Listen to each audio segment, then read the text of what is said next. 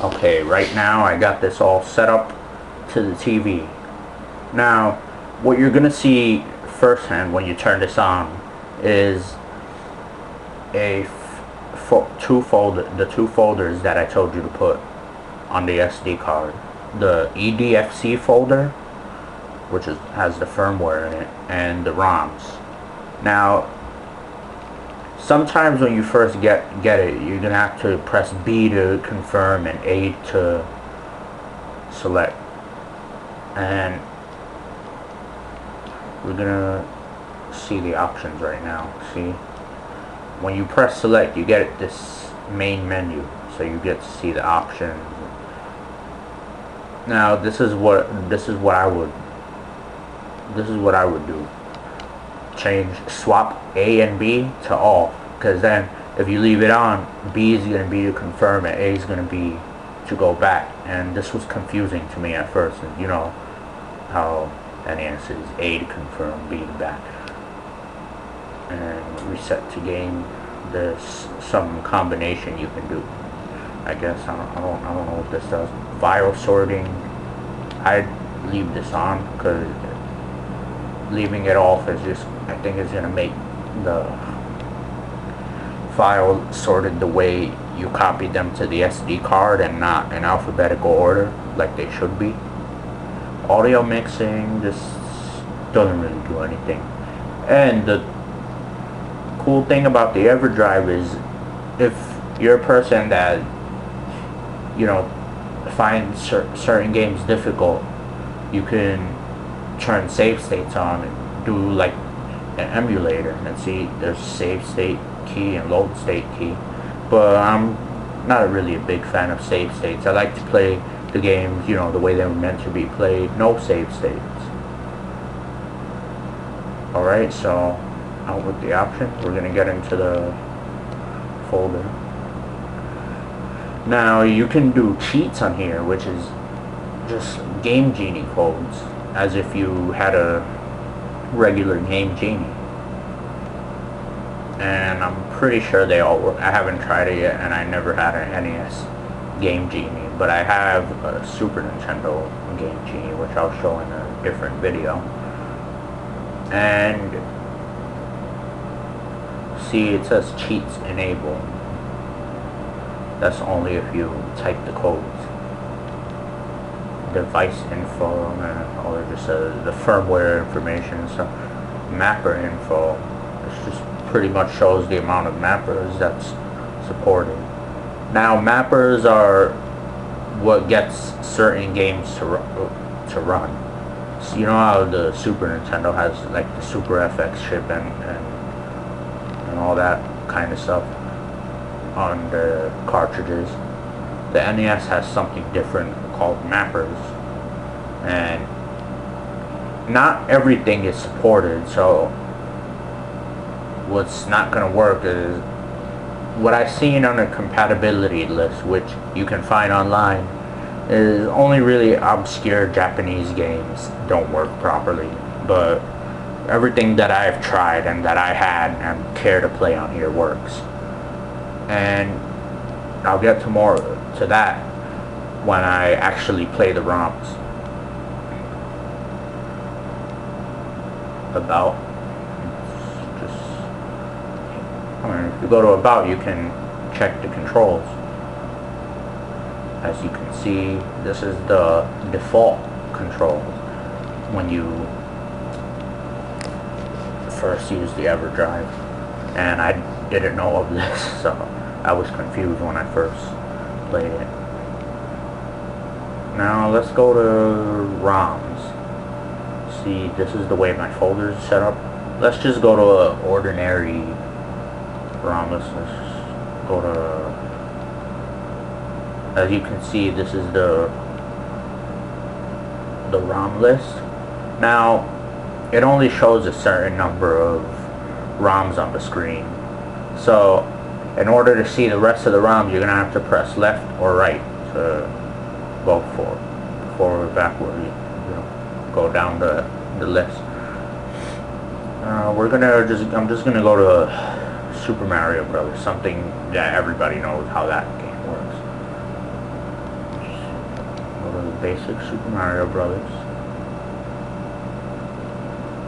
Just, you know, the original. Obviously, since this is real hardware, you're not going to have any faults with it, as you would if you were playing it on some kind of emulator. So everything looks and sounds the way it should. I didn't have any problems with it.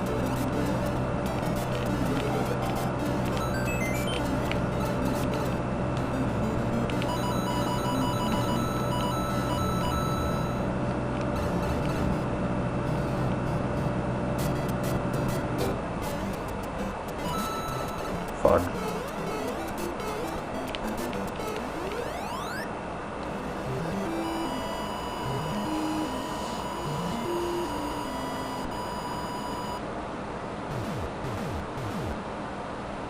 Okay. Now, in order to go back to the main menu, you don't have to turn the power on and all. Just press reset. And you see it shows the same folder that you had open. Now let's try a game that usually has problems on certain devices, and what I heard wouldn't work properly on here, which I'm surprised it did. It's Castlevania 3, Dracula Curse. This was one of the games that I had on my NES that I had before selling my library. See, seems to play fine. I was playing it, having fun the other night.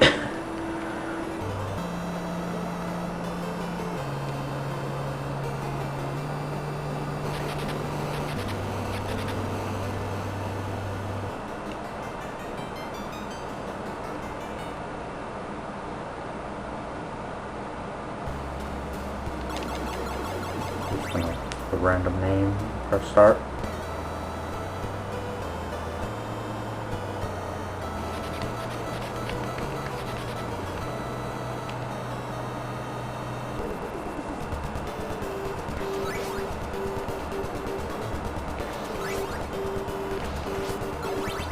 Now this game is one of those that have a special mapper that isn't supported, like fully supported by the Everdrive, and I think there's other games that use this MMC5 mapper, but this is really the only one that I care to play, and I'm sure many other people care just to play this game that utilizes the MMC5 chip.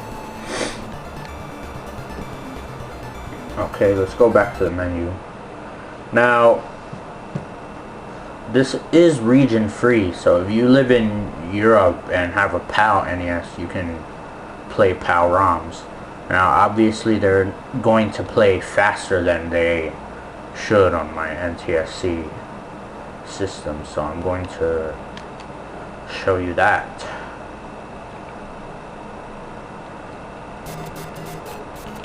And I'm sure many people know that Super Mario Brothers, the PAL version, was sped up, being that many PAL games were 17% slower. So as you can see, it's like this game is on steroids right now.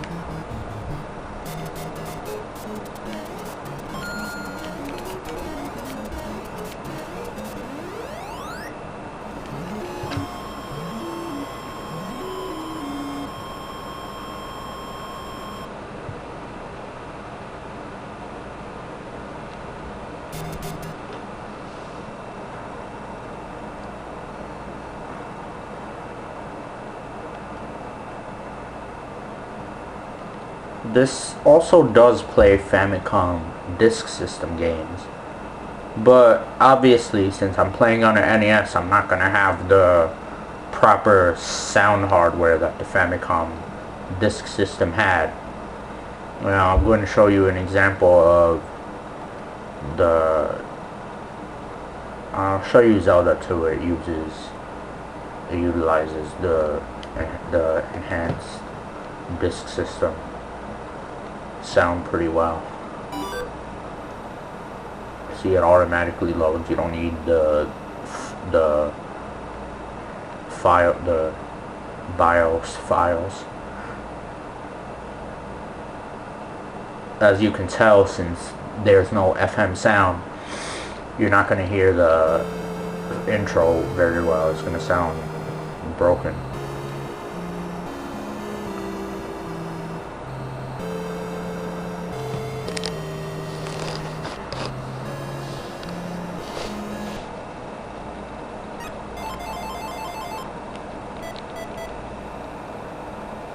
And it automatically swaps discs. You don't have to go and mess with the menus or anything like you have to in an emulator. It just does it by itself on here. See? Watch. I'm not gonna go to any menus. It's gonna change.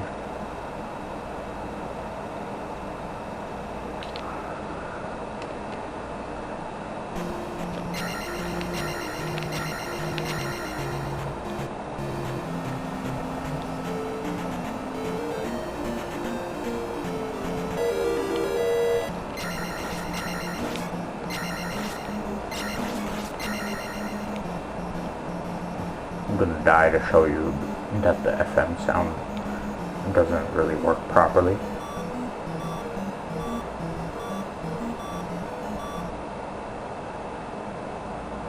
As you can tell, you don't hear the sound when he dies.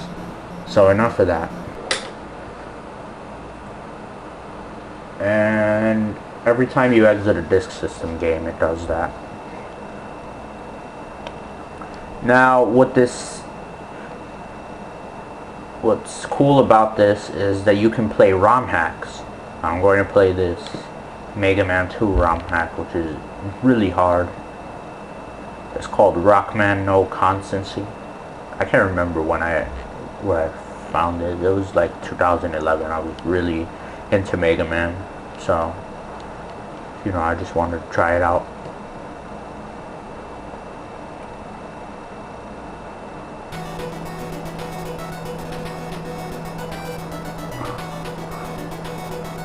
This is cool that you can play ROM hacks on official hardware. Now, the thing about ROM hacks is not everything will work, because sometimes they utilize features that only work in an emulator, or like older emulators that many people had back in the day, like Nestopia or whatever it was called. I'm not really a big fan of emulation, which is why I decided to get this cart. It was only about $126, which is actually a really good deal, considering many of the NES games are now going for $20 each for like all the games that people would want, such as Mario, Zelda, Metroid, Contra, I didn't really pay much for them, only because I bought the games, I'd say 2012 to 13. They were still a bit more expensive. Now, obviously I'm sucking on the game because I'm talking, but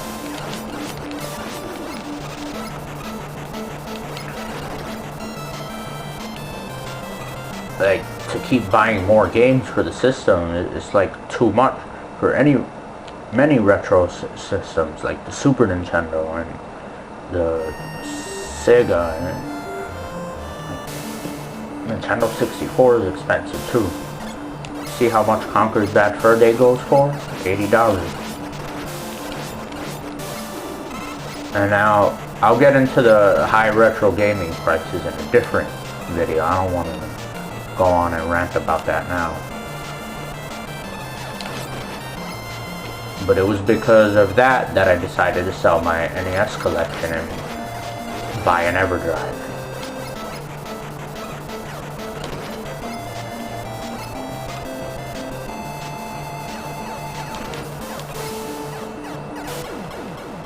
This is a really hard hack. Not the best example.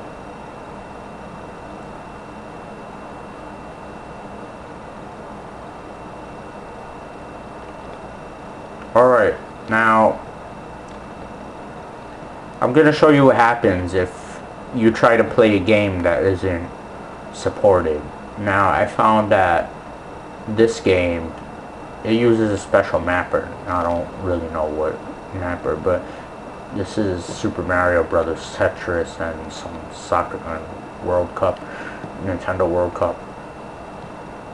And I'm gonna show you what happens if you try to load it up. See, error A4, mapper not supported. Just press B to get out of there.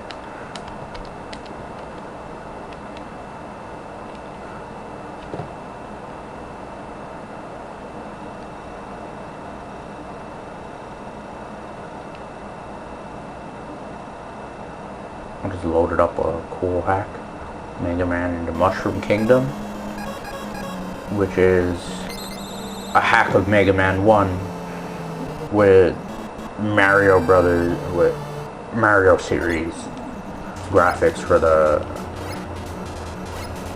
for every level. So this one is based off of Super Mario World. There's other ones based off of Mario Brothers 3. It's a fun hack. You should check it out. Now, I'm going to show you something interesting.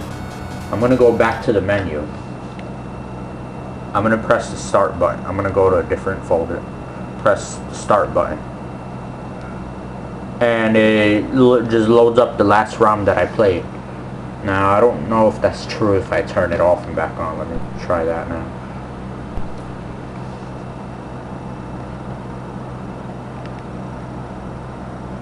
And yep, it does it when I turn it off and back on.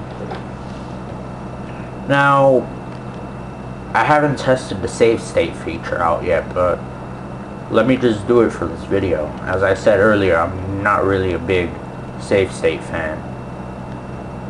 So I'm going to press... Hold on, let me explain something here. Because I was confused. It says down plus T. What I found is that T, I think, is the select button. Yeah, it was the select button.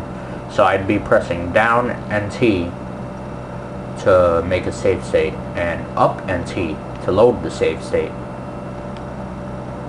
Now keep in mind that some games, and I believe Castlevania 3 is one of them, or any game that uses a special mapper, will not let you make a save state. Let's just load up Super C. It's a hard but fun NES game. It's pretty much Super Contra is a long name for it. I'm sure many people know about it.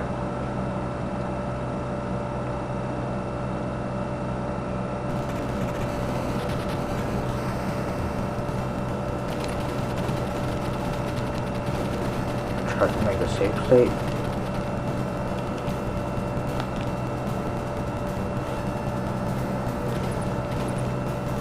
See if it worked.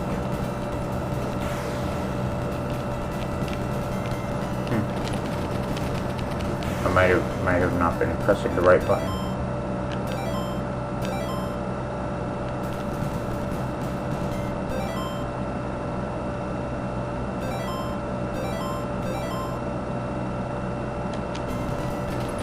Okay, let me try that again.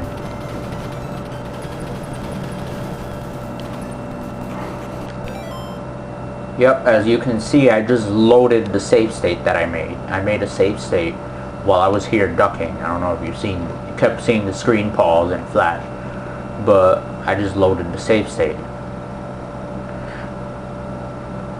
And as I said, it doesn't work in every game, but this is actually a good game that somebody will use save states for, since it was a pretty hard game.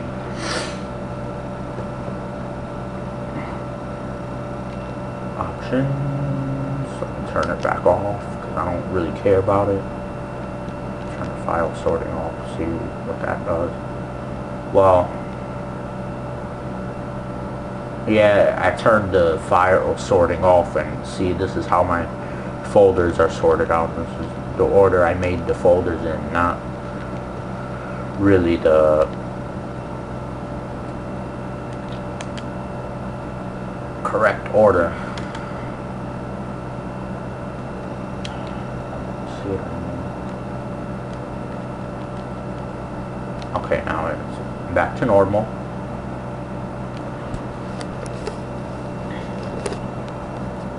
Now, overall, this is a really great product. I love this thing. So, but I've only had it for a couple days, but it's great because I can play pretty much every major NES game all in one cart. I don't have to pay so much just to buy that one cart. With, as I said earlier, these games are getting really expensive these days. I remember 7 years ago you could go to the flea market and find retro games for like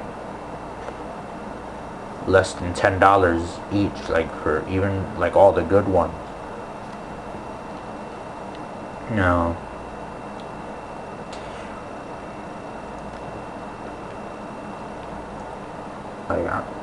Like I think this is a great product, and I may or may not be getting them for my other systems, such as my Super Nintendo or Sega Genesis, maybe the Nintendo 64, as Everdrives have been released for pretty much all major cartridge-based systems by now. I believe they were first coming out 2010. I believe the first one was the Mega Drive, Sega Genesis Everdrive, which was out around 2010. But then the guy Crix, as I mentioned earlier in the video when I was talking about the Everdrive itself, that he probably decided felt that since it was a success on the Mega Drive, that he can make it for other systems, which I believe that's a great idea, because flashcards are more common on handheld systems such as the Game Boy Advance and the DS. I've had flashcards for them, the R4, the Easy Flash I have on Game Boy Advance, the R4 and the DS. And it's great because I don't have to worry about carrying games around for them if I happen to take the DS or something with me on a trip. Like, you know, a long vacation, I could just have all the games as ROMs. Now, I know there's people out there that like, oh, ROMs are illegal, but it's technically, if you own the game, which I own this game on the Wii, you know what I mean? I still own it, but it's pretty much legal if you own a game. Now, I'm not entirely sure on that, but you know, I don't want to get into it right now.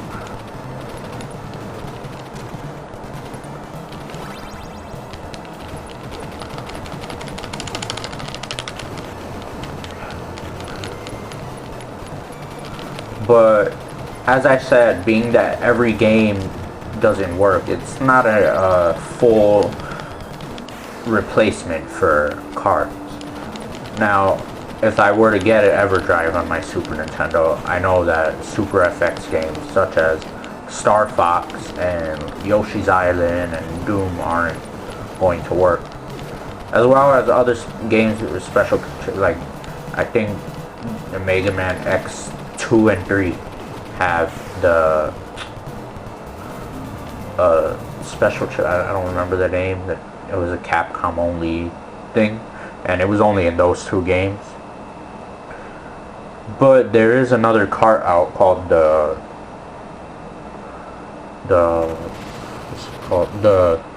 SD to SNES, but it's so much more expensive, which I actually would recommend it if you want to ever get Mega Man X 2 and 3, being that those games are ridiculously expensive, like nearly $200 each. And there's no way I'm going to buy X3, the US version. Now I have the Japanese version of X2, but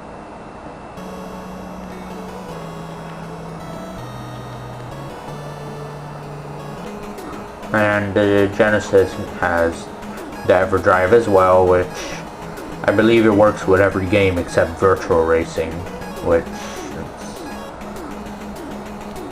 is just a polygon racing game. It's not something that's great on the system, like especially the Genesis version, being that they have a superior 32X version. But that's one thing to keep an eye out for, the compatibility list for each of these systems when it comes to buying an Everdrive, because some people, such as myself, seem to be going the route of replacing their physical cartridge copies, mostly for convenience and money's sake, in order to get an Everdrive or an equivalent flash card. Now, these weren't the first flash cards on these systems. The SNES and NES had something called the Power Pack, which it came out in, I'd say, 2008 or something, or 9. So they're already kind of outdated now with the Everdrive. They use compact flash cards rather than SD cards, and compact flash cards aren't widely available, so it'll be pretty difficult to go out and buy one.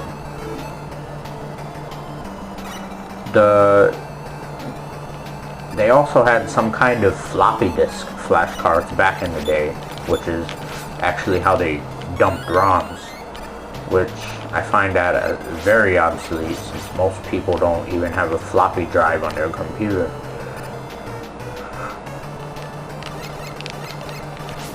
So, as I say, overall, buy it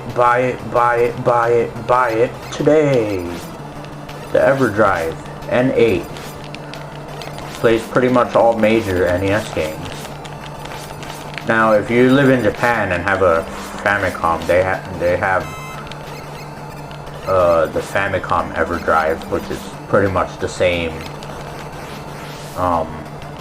It's the same thing as this one, except obviously it's in a Famicom cart case rather than in a NES one.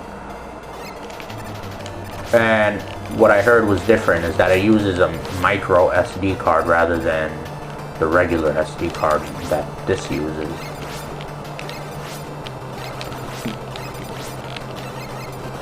Which I'd say goes well with the Famicom cart, because they're really aren't that big, so.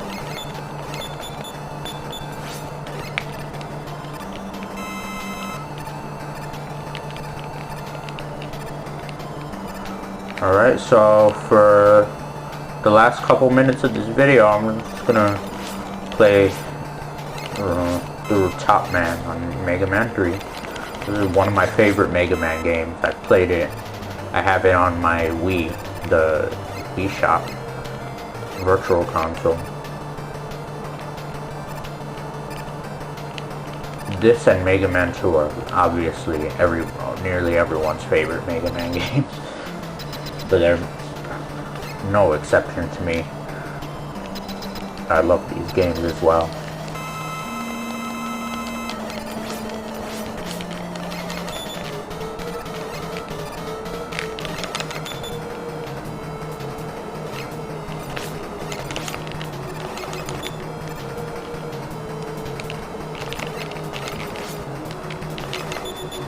It's hard to play while I'm talking at the same time. Oh, fudge.